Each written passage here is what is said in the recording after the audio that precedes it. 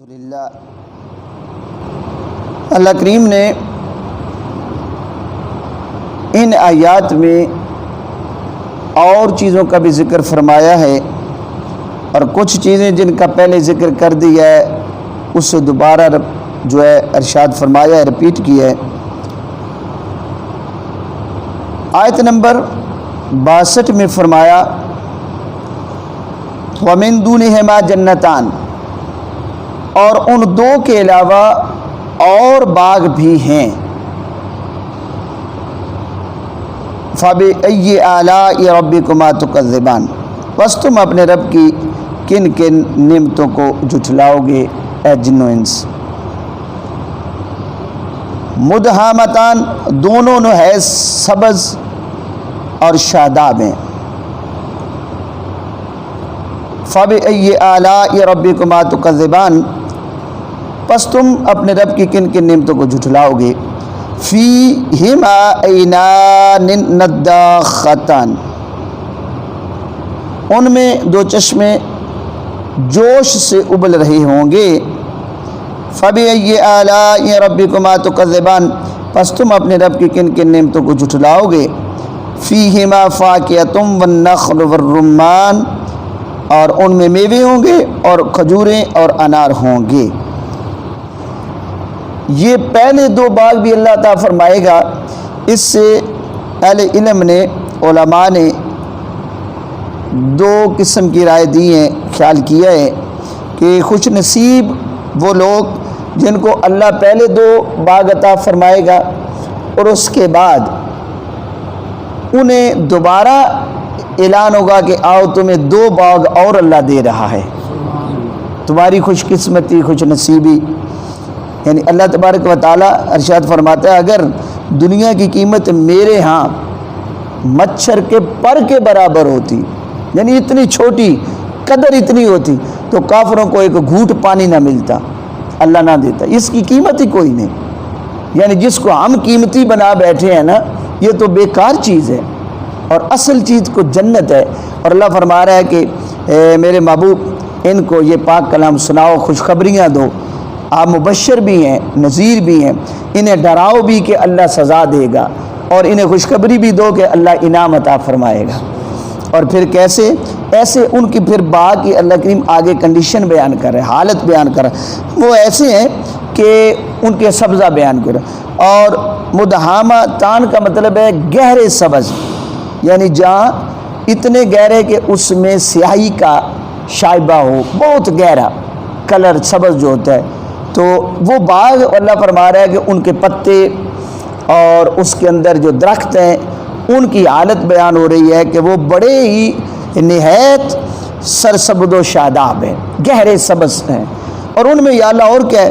فرمایا ان میں چشمے ہیں اور وہ چشمے ابر رہے ہیں، بڑے خوبصورت چشمے، تم دیکھ کے تمہاری آنکھیں ٹھنڈی ہو جائیں گی، بڑی خوشی نصیب ہوگی کہ وہ دو چشمے بھی اللہ تمہیں عطا فرمائے گا، ان باغوں کے اندر ہیں۔ اور کیا ہے؟ فرمایا اس کے اندر بڑے میوے ہیں، یا اللہ اور کیا فرمایا؟ کھجوریں بھی ہیں اور انار کے درخت بھی ہیں۔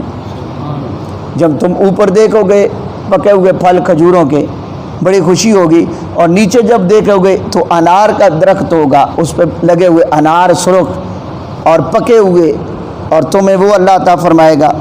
یا اللہ یہ سب کیا ہے؟ فرمایا یہ میری نعمتیں ہیں، اور اے جن و انس تم اللہ کی کون کون سی نعمت کو جھٹلاؤ گے جو اللہ نے تمہیں عطا فرمائی ہیں۔ یہ دنیا کی نعمتیں ہیں جن کو ہم جھٹلا رہے ہیں، اور جنت کی نعمتوں میں، جنت میں تو کوئی نعمت جھٹلائے گا نہیں، وہاں تو بعض اللہ کا شکر ادا ہوگا۔ آگے پھر فرمایا کہ انسان کی فطرت کے اندر کچھ چیزیں ہیں، ان میں فرمایا فیہن خیرات حسان، اور پھر ان میں اچھی سیرت والی، اچھی صورت والیاں بھی ہوں گی۔ اب آگے باغ ہیں تو بندے کا جی کرتا ہے کہ میرا باغ ہو، اس کے ساتھ میرے بیوی بچے بھی ہوں، تو اللہ فرمائے وہ بھی بندوبست کر دیا ہے کہ اس کے اندر اچھی سیرت والی، یہ نہیں وہ بےہودہ قسم کی عورتیں نہیں ہوں گی، ہوٹم کرنے والی، پریشان کرنے والی اور طرح طرح کی باتیں کرنے والی، ایسی نہیں ہوگی، بلکہ خیرات حسان، وہ اچھی سیرت والی بھی ہوں گی، اچھی صورت والی بھی ہوں گی۔ دو ذکر کیے، ایک ہوتی ہے ظاہری شکل اچھی عورت ہے، خوبصورت ہے، رنگ اچھا ہے، چہرہ خوبصورت ہے، لیکن سیرت اس کی گندی ہے، انتہائی بد کردار ہے، بری ہے، بات کریں تو پھر پتہ چلتا ہے کہ منہ سے برائی کے سوا نکلتا کچھ نہیں، کردار میں بہت بری ہے، تو یہ دنیا کے اندر ایسا ہوتا ہے کہ اوپر سے خوبصورت ہے، اندر سے گندی ہے، لیکن جنت کی عورتیں ایسی نہیں ہوگی۔ اللہ ان کا ذکر ارشاد فرما رہے ہیں، ان کی صورت بھی اچھی ہوگی، ان کی سیرت بھی اچھی ہوگی، ان کا کردار بھی صحیح ہوگا، نیک سیرت، یعنی وہ کسی کی طرف دیکھتی نہیں ہوگی ماں سوائے اپنے خامند کے، ان کا حال یہ۔ یا اللہ اور کیا ہوگا؟ فرمایا کہ پھر اس کے اندر حور مقصورات فی الخیام، یہ حوریں پردہ دار خیموں میں ہوں گی، پھر ان باغوں کے اندر خیمے ہوں گے اور خیموں کے اندر ان کے پردے لٹک رہے ہوں گے، اور وہ حوریں اپنے مرد کے لیے صرف باہر نکلیں گی، وہ پردوں کے اندر رہیں گی، اپنے خامند کے لیے وہ باہر آئیں گی۔ اللہ فرما رہے وہ پردوں کے پیچھے رہنے والی خوبصورت عورتیں اللہ تمہیں عطا فرمائے گا۔ یا اللہ کرنا کیا ہے؟ اگر یہ ساری نعمتیں تو نے دینی ہے، ہم کیا کریں؟ فرمایا ایک کام کر لو، میں زندگی بسر کرنی ہے، بس میرے محبوب کا دیکھ کے بسر کر لو، جیسے میرے محبوب نے کیا ہے کرتے چلے جاؤ، کوئی مسئلہ ہی نہیں ہے، اپنی مرضی نہ کرنا، بس میرے محبوب کے پیچھے چل پڑو۔ تو فرمایا من یطع الرسول فقد اطاع اللہ، جس نے میرے محبوب کی، رسول کی اطاعت کی، اسی نے اللہ کی اطاعت کی۔ یا اللہ تیری اطاعت ہے کیا؟ فرما ادائے مصطفیٰ، میرے محبوب کی مرضی میری اطاعت ہے۔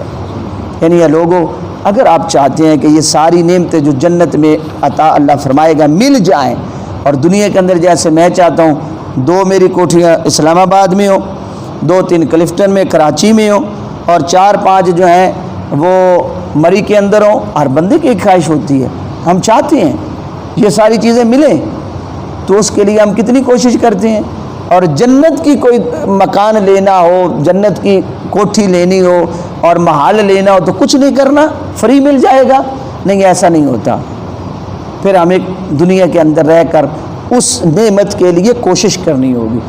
حقیقت میں سب کچھ اللہ نے ہمارے لیے بنایا، شرط کیا ہے کہ تم میرے محبوب کے ہو جاؤ، کہ محمد سے وفا تو نے تو ہم تیرے ہیں، یہ جہاں چیز ہے کیا لوح و قلم تیرے ہیں۔ اللہ کریم ہمیں سمجھ کر عمل کرنے کی توفیق عطا فرمائے۔